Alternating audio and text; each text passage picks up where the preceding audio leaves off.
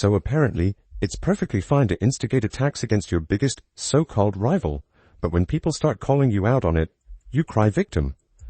Because that's the life of Angel Reese these days. When Angel Reese hit share on a video, mocking Caitlin Clark for doing the mature thing and walking away from drama, she didn't just stir the pot, she shoved the whole thing off the stove. And the league? Crickets. Not a word. Not a whisper. Just vibes and hypocrisy.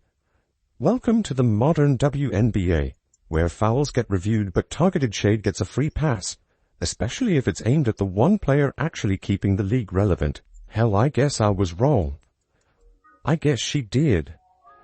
And so, now that I'm really starting to look into this, I'm like, God, not only is this real, but you've got media members that actually do try to hold the WNBA like just some kind of responsibility. They're talking about there's no room for hate, this and that, the other one, and you got a player that's blatantly advocating for violence against far and away your most popular player.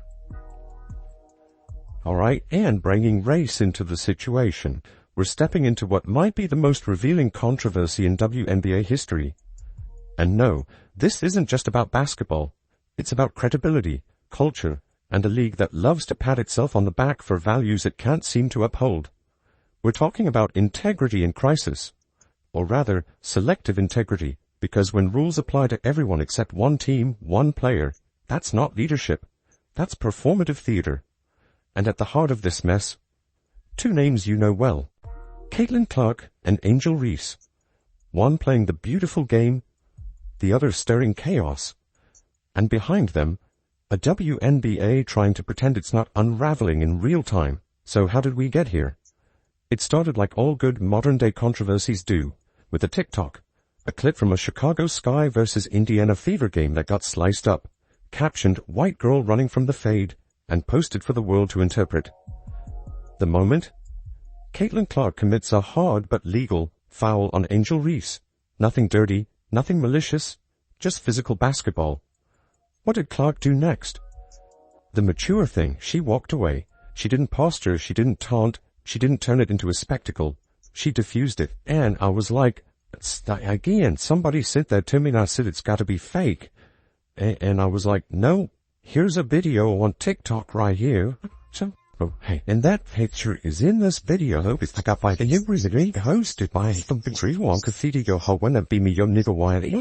if I have the ability there, I'm gonna just turn that down because I don't want a copyright strike. But right there, there's the picture.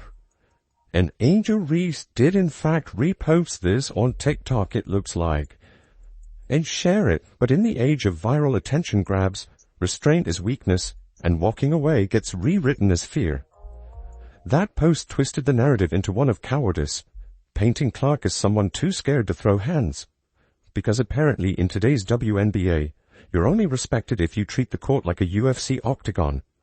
And instead of pushing back, instead of clarifying the moment, Angel Reese, million-follower influencer, self-proclaimed face of the league, professional victim, shared it. No context, no explanation. Just a full endorsement of a racially charged meme, dragging another player for showing composure. And I'm like, are you kidding me right now? Are you kidding me? And the WNBA is going after and lecturing Indiana Fever fans in this investigation?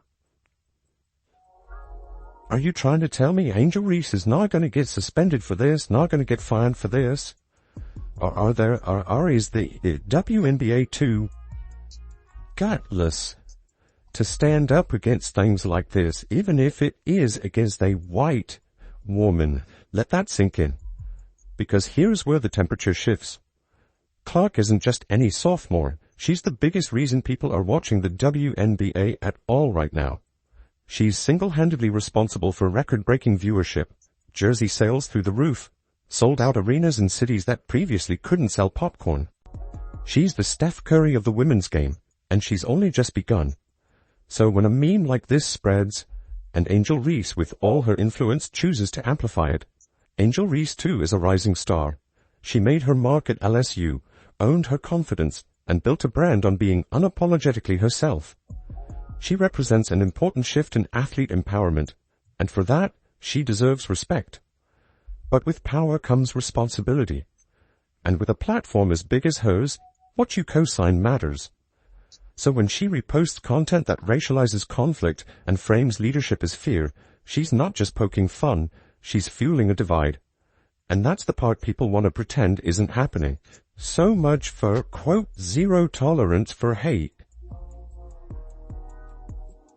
You know, the WNBA's running an ad right now about, I think, the physicality of the league. And at some point, we just gotta ask the question. Is this what Kathy Engelbert and the WNBA wanted? Is this what they wanted? Is all this drama? All this, I mean, I understand it's good for ratings. Maybe the commissioner's sitting back and she's secretly smiling about this or whatnot, but you're still targeting the fan base that's funding this whole thing. In the Indiana Fever. And what did the WNBA do in response? Absolutely nothing. Not a whisper, not a warning, not even a vague statement about sportsmanship. The same league that wants to be known as the progressive, inclusive, values-driven beacon of equality suddenly lost its voice. They'll launch investigations if fans boo too loud. They'll issue fines if a coach says the refs missed a call. But a viral post mocking a player for her race, her gender dynamics, and her decision to de-escalate, that doesn't even earn a timeout, alright? They're the ones grabbing the ratings, they're the ones paying up for the tickets, even on the road. And I've got to wonder, are you going to start seeing more empty seats even at Caitlin Clark games? Because I can tell you this, just from what I can gauge, a lot of Fever fans are already sort of fed up. Alright, they're already sort of fed up. And, you could hear it from the crowd. Imagine the roles were reversed. Imagine Clark had reposted a video captioned, "Black girl can't handle the smoke." Think about it. You already know what would happen. We'd be in DEFCON 1 on ESPN. Every network would run wall-to-wall coverage. Brands would yank endorsements. The league would issue emergency pressers about inclusivity. And you know what? They'd be right to.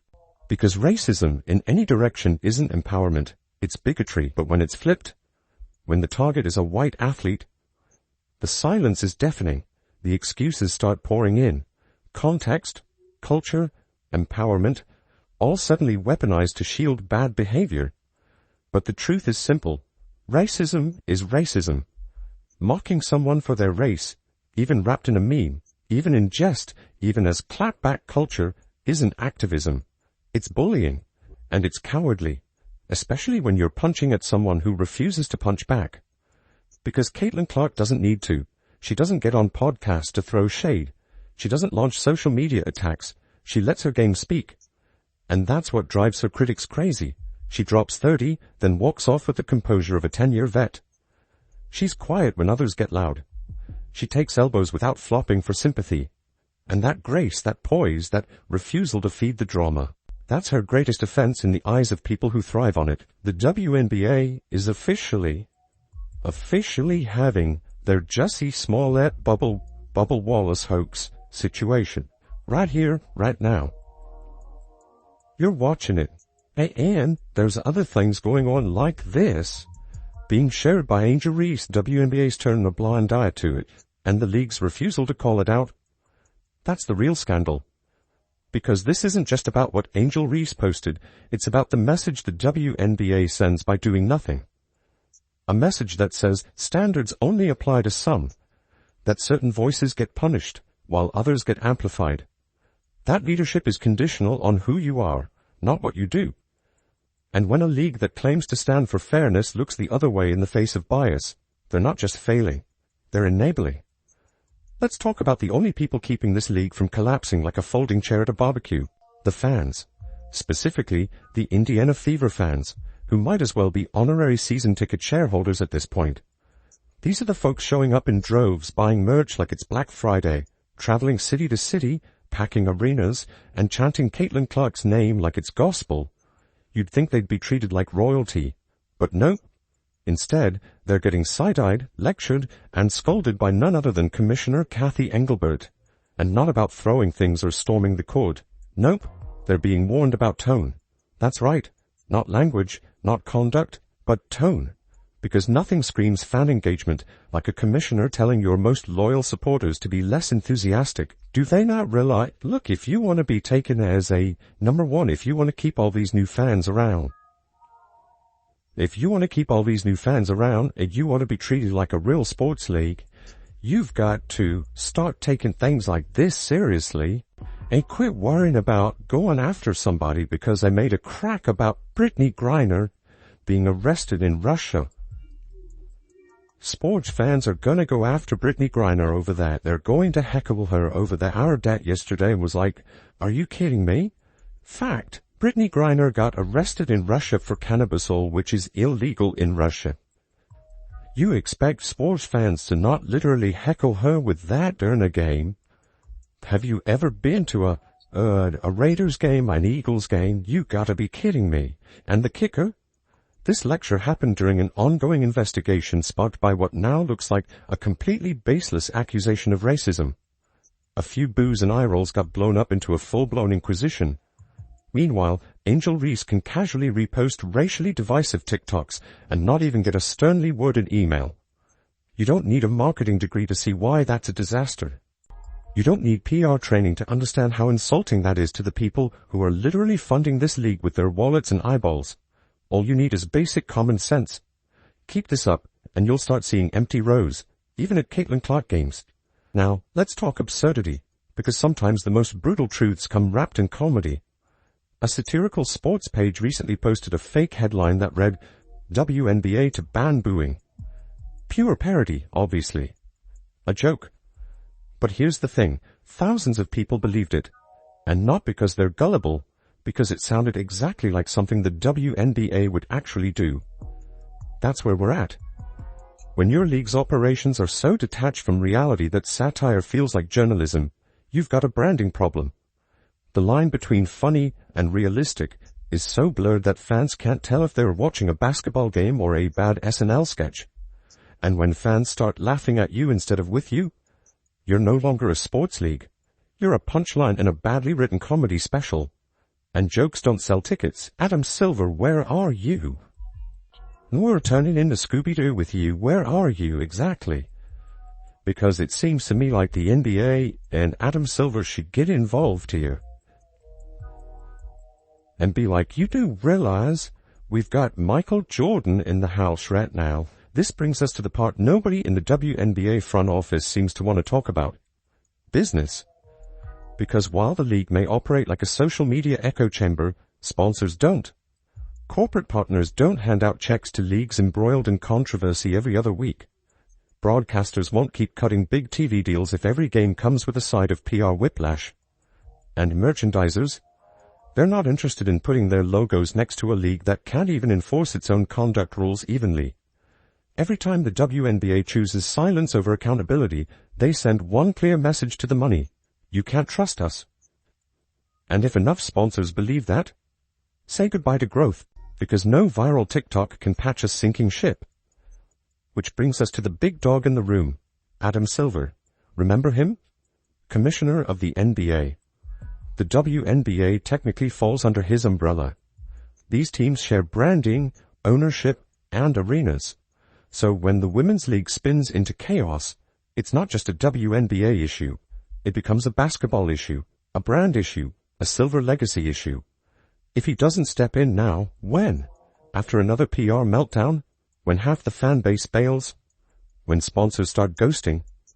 The time to act was yesterday. The next best time is right now. She brought all those fans in. What are you doing? Question mark. If you mess this up, for these NBA owners that own these teams, and you mess this up with the media rights deal and all this other stuff, and our advertise, if you mess this up, Engelbert, you're out, you're fired, because Caitlin Clark didn't just bring her jump shot to the league. She brought millions of new fans, most of whom had never watched a women's game in their lives. Now those same fans are watching the league spiral like it's allergic to common sense. They're seeing their favorite player get fouled, mocked, racially targeted, and gaslit, while the league shrugs and hands out warnings to the audience. If that's the product you're selling, don't be surprised when people stop buying. So, WNBA, let's make this plain. You can't keep playing both sides. You can't say, zero tolerance for hate, and then hand out tolerance cards like party favors when one of your stars crosses the line. You don't get to wag your finger at fans while letting players run wild with no consequences. You don't get to call yourself a league of values while ghosting every time those values are tested. You're either a serious professional league or an activist club with sneakers. What's it going to be?